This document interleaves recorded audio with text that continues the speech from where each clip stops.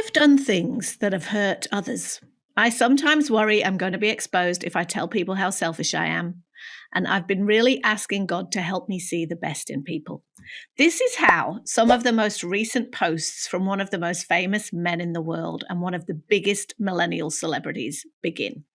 If you follow Justin Bieber on social, and many hundreds of millions of people do, you will have seen notes posts like those popping up a lot on his feed lately, alongside blurry shots of him dancing, eyes hardly open, clouds of smoke, pictures being uploaded and taken down, many repeated shots of his golf swing, not sure what that's about, and plenty of pics of his mates hanging around watching hockey and making sort of repetitive, soundless motions.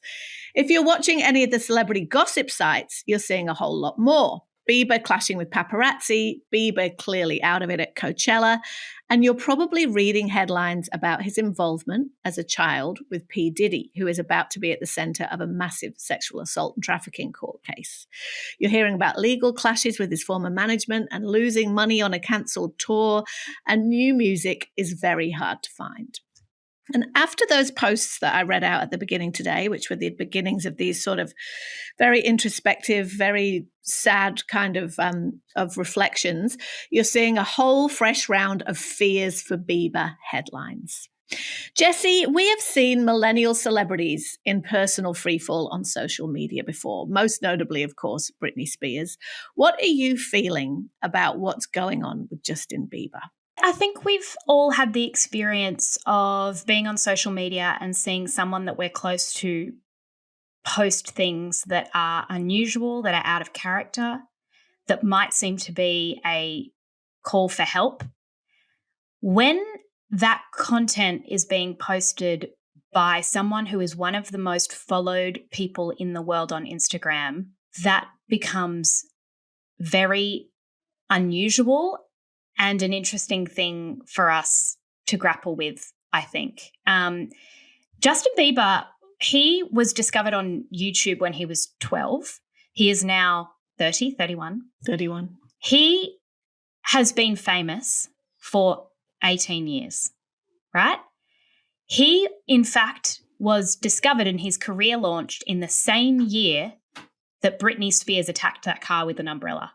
And I think that there is something almost serendipitous about that crossover, because we have seen this, whether it's mental health issues or the price of fame. We've been discussing this since Judy Garland. Like, this isn't entirely new to our age, but we now see the cracks start to show in real time via social media.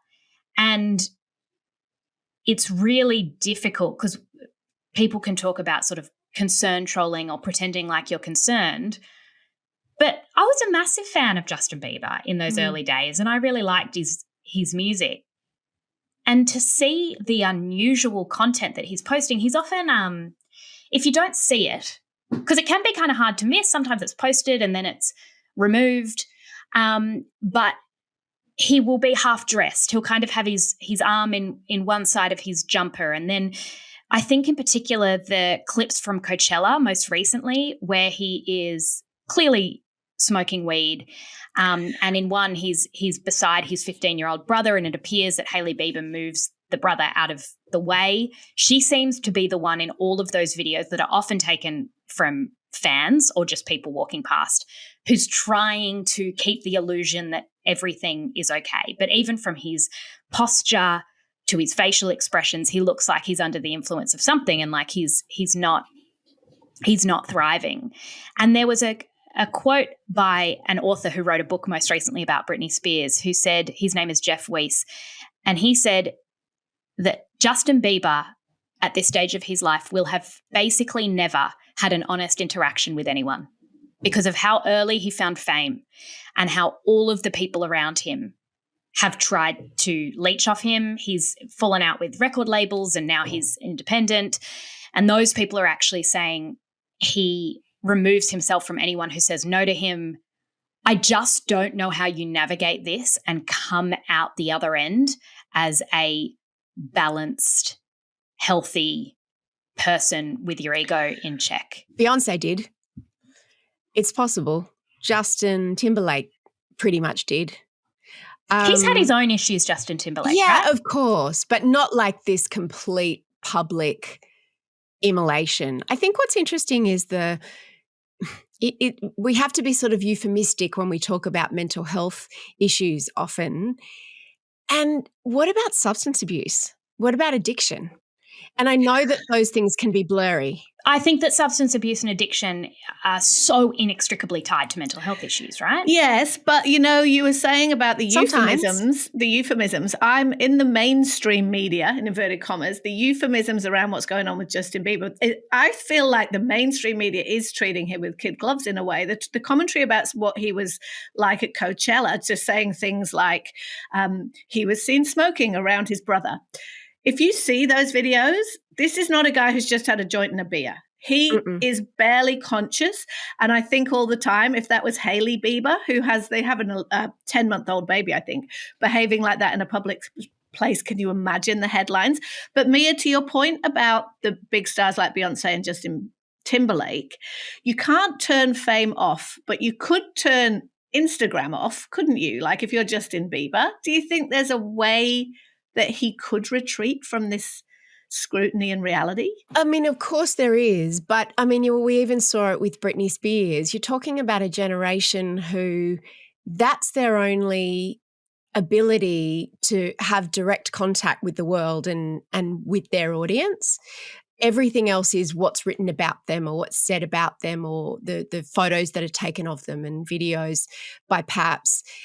And there's so many layers to the Coachella vision, isn't there? Because Hailey Bieber was there, and not that we want to make a woman responsible for the actions of her partner, but the decision to allow him to be in public in that way at when everyone's got their phones out, and to it's just so sad, and it speaks to the struggle that must go on behind the scenes for her. See, and he's a new father. That's the other thing, as you said, Hol, that's just so heartbreaking and people don't seem to take into account. I mean, people would be calling child services if that was Hailey Bieber, wouldn't they?